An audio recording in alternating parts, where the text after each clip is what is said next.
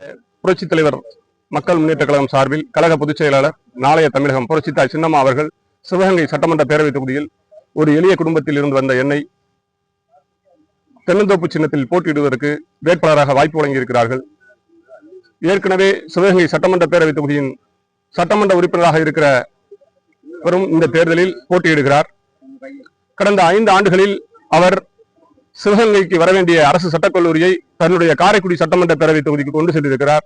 சிவகங்கைக்கு வரவேண்டிய அரசு வேளாண்மை கல்லூரியை தன்னுடைய காரைக்குடி சட்டமன்ற பேரவைக்கு கொண்டு சென்றிருக்கிறார். அதே போல சிவகங்கையில் செயல்பட்டு வருகிற கூடுதல் மாவட்ட அமர்வு நீதிமன்றத்தை இங்கிருந்து மீண்டும் தன்னுடைய காரைக்குடி சட்டமன்ற தொகுதிக்கு கொண்டு செல்வதற்கு முயற்சி செய்து சிவகங்கையில் இருக்கிற வழக்கறிஞர் பெருமக்கள் எல்லாம் நாங்கள் எல்லாம் போராடித்தான் அதை தடுத்து நிறுத்தினோம்.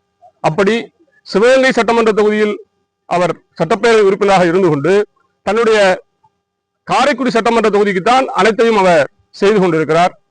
அந்த அடிப்படையில் பார்த்தோமேயானால் தென்னந்தோப்பு சின்னத்திற்கு இந்த முறை நீங்கள் வாய்ப்பு வழங்க வேண்டும்.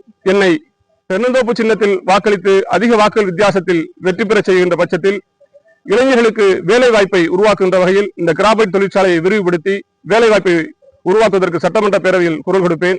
அதேபோல் சிவகங்கையிலிருந்து இரவு நேரங்களில் மதுரைக்கும் மானாமதுரைக்கும் மாவட்டத்தின் பிற பகுதிகளுக்கும் அரசு பேருந்து வசதியை ஏற்பாடு செய்து தருவேன். அதேபோல நர்சிங் கல்லூரியை சிவகங்கையில் அமைப்பதற்கு சட்டமன்ற பேரவையில் குரல் கொடுப்பேன். அதே போல சிவகங்கை வானம் பார்த்த பூமியாக இருக்கிறது.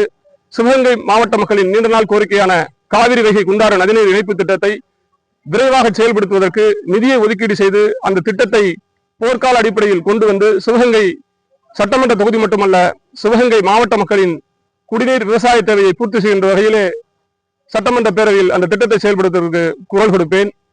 இன்னும் சிவகங்கை சட்டமன்ற பேரவை தொகுதியை தமிழ்நாட்டின் முதன்மையான சட்டமன்ற பேரவை தொகுதியாக மாற்றுவதற்கும் அதே போல சிவகங்கையிலே செயல்படுகிற மாவட்ட அரசு மருத்துவக் கல்லூரி மருத்துவமனையில் 24 மணி நேரமும் மருத்துவர்களும் செவிலியர்களும் இருப்பதற்கும் சிவகங்கை தொகுதிக்கு உட்பட்ட ஆரம்ப சுகாதார நிலையங்களிலும் அனைத்து நேரங்களிலும் மருத்துவர்களும் செவிலியர்களும் இருப்பதற்கும் நான் முயற்சி செய்வேன்.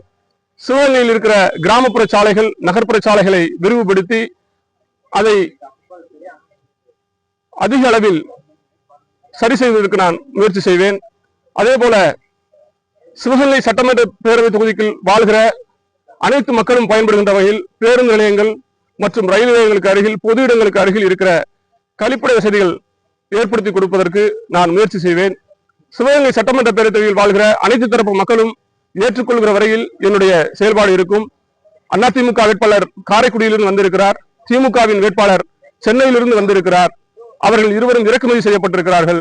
நான் சிவகங்கை மாவட்ட நீதிமன்றத்தில் ஒரு எளிய குடும்பத்தில் இருந்து எந்த விதமான அரசியல் பின்புலமும் இல்லாமல் ஒரு மிகச் சாதாரண ஒரு வழக்கறிஞர் 18 ஆண்டு காலம் சிவகங்கை மாவட்ட நீதிமன்றத்தில் ஏழை எளிய மக்களுக்காக ஆஜராகி வாதாடி வருகிறேன். அந்த அடிப்படையில் இந்த மண்ணின் மைந்தராகிய என்னை நீங்கள் வெற்றி பெற செய்ய வேண்டும் என்று என்னுடைய வெற்றி சின்னமான தென்னந்தோப்பு சின்னத்தில் எனக்கு வாக்களித்து இந்த முறை சிவகங்கை சட்டமன்றத்தின் வேட்பாளராக போட்டியிடுகிற என்னை சட்டமன்ற பேரவை உறுப்பினராக சிவகங்கை தொகுதி வாக்காளர் பெருமக்கள் நீங்கள் என்னை தேர்வு செய்து தென்னந்தோப்பு சின்னத்தில் வாக்களிக்க வேண்டுமாய் உங்களின் பாதம் பணிந்து வணங்கி கேட்டுக்கொள்கிறேன்.